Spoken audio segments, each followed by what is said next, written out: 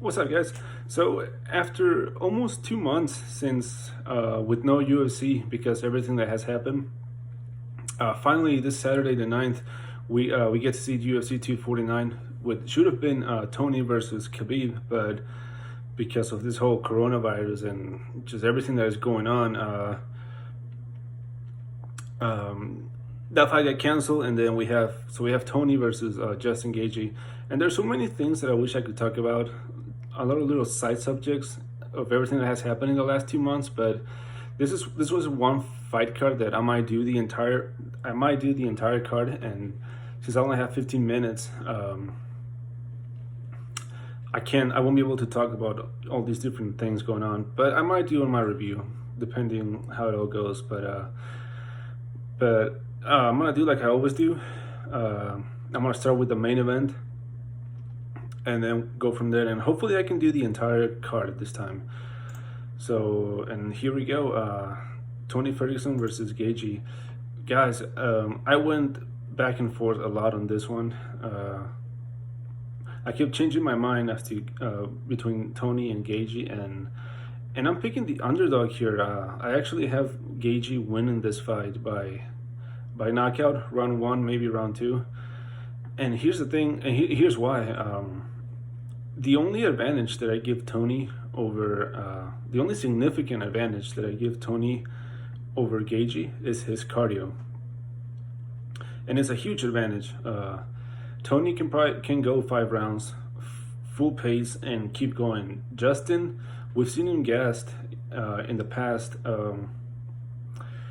After the second round or so, we haven't seen that in the last three fights because Gaethje has finished his last three opponents by one punch in the first round: Cerrone, Barbosa, and Vic. And the one thing about, I hear people criticize me when I make comments on different websites that, they'll say something like, "Oh, but Tony has an iron chin. He's never been knocked out." And I think that there's a difference between having an iron chin and just having an ability to recover very quick. I think Tony has the ability to recover quick, but I don't think he has an iron chin. Iron chin is someone like Roy Nelson, where you throw everything at him and he doesn't even feel it. At least when he was during his prime. Anderson Silva during his prime, the Nogueira brothers during his prime. There were people known for eating, a head kick, a knee to the face, and being okay with it. Tony is not that. Tony gets hurt.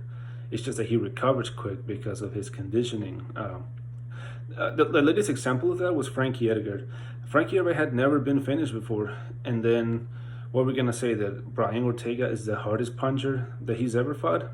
No, it's just that it was bound to happen. First of all, mid-30s, and then Frankie Edgar, if you watch his fight versus Gray Maynard, Aldo, Henderson, you saw that he could get hurt. It's just that he would recover very fast. And that's the thing. If we look at Tony's, there's two fights that I always look into: the one with Pettis and the one with Vanada. Pettis dropped him with a punch, and Tony was in all kinds of trouble. To this day, I say that had Pettis, instead of jumping into his guard, had he just told him to get up so that they could keep trading, maybe Pettis would have won. I mean, it's would have, should have, but that's whatever. And then the fight with Lando Vanada, if you go watch that fight, that yes, Tony won in the second round, but in that first round, Tony was out on his feet. Like literally, he was like knocked out but standing, and he was able to recover and eventually take over. I don't see Tony being able to resist one clean shot from Gaethje. And that's the thing, right? I was talking about the Tony, his advantage is the cardio. I think that striking, power, speed, hand technique, kicks, it's all on Gaethje's side. I think that Gaethje is the faster striker, the better striker, much more powerful striker. You don't see Tony putting people out with one punch. You don't. You see him take over in the later rounds. I think if you watch Justin's last three fights, Cerrone, Barbosa, and Vic, those people got put to sleep with one punch, no problem. The one with Vic was specifically like devastating. That punch Gaethje landed, like bend his body, like just if you look at it, you'll see what I'm talking about. Just brutal power, and that's what I'm thinking is going to happen. I think Gaethje is good enough on the feet to actually be able to land a punch on Tony and knock him out. But with that being said, if this fight goes past the second round, like into the third round, Tony will probably take over and finish Gaethje. But I'm picking Gaethje KO round 1, maybe round 2, but that's my pick. Not super confident, of course. I wouldn't be surprised if Tony wins, but I'm like 60-40 on this one. Then we have Cejudo versus Dominic Cruz. I have Cejudo winning this one by decision, the same way that Garbrandt beat Cruz.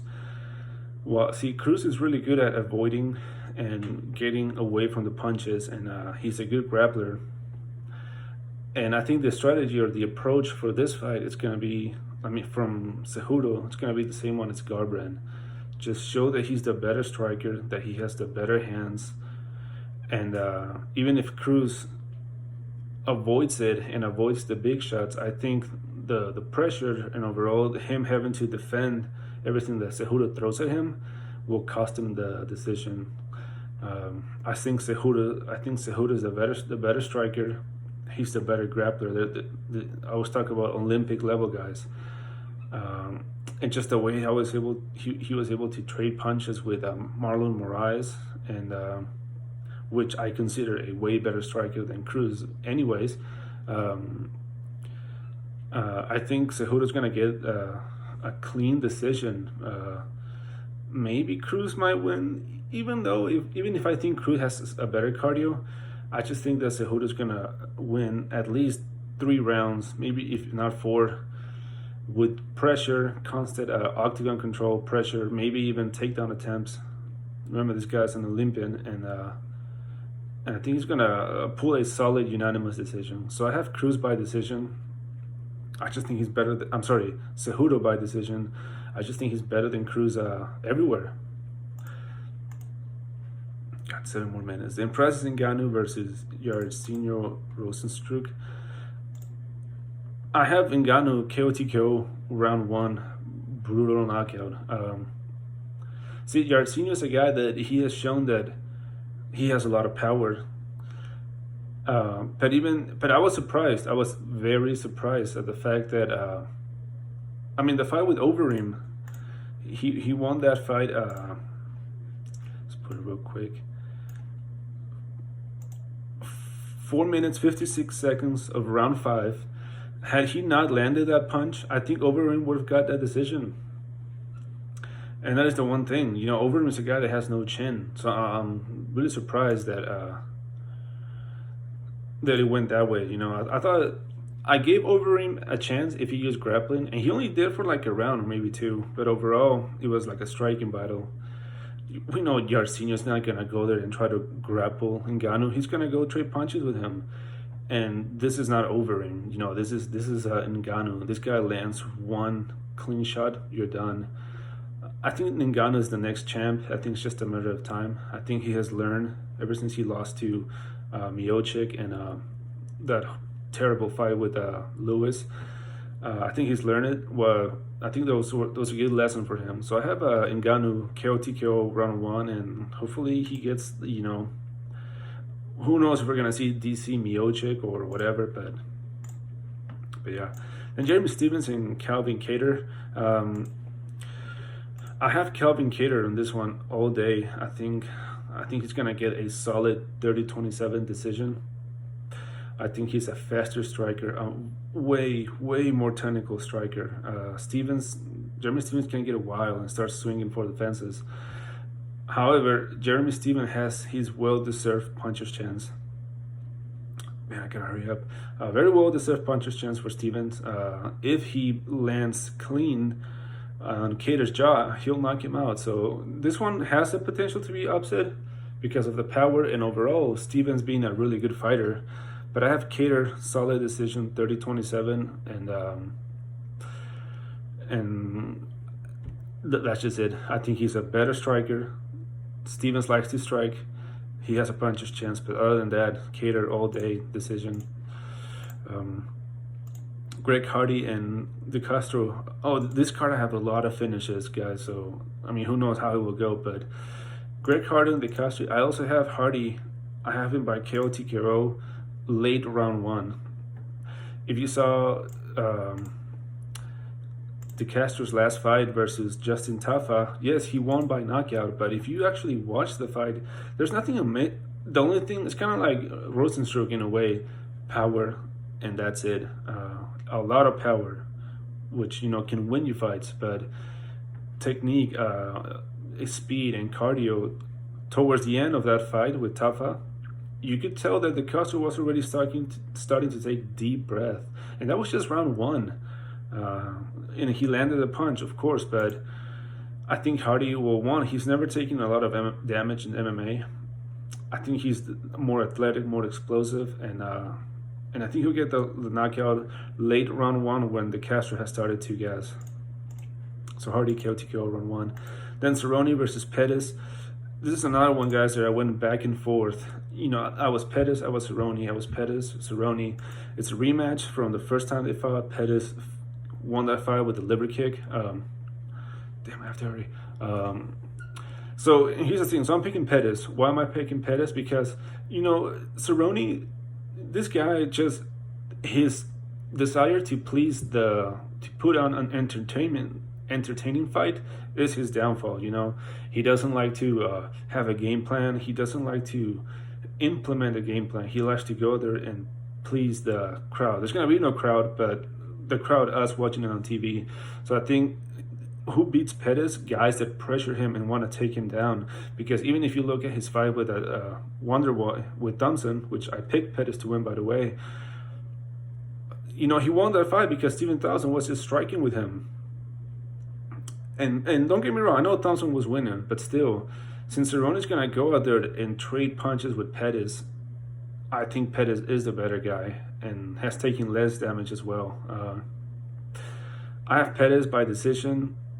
Cerrone could upset, of course, but I think just Cerrone's willingness to trade punches and make it a fun fight, it's what will give Pettis the win, in my opinion. Then Werdum versus Oleinik. I have Werdum also KO TKO round one. I don't see how Oleinik. I think the grapple would cancel each other. Oleinik's striking is absolutely horrible.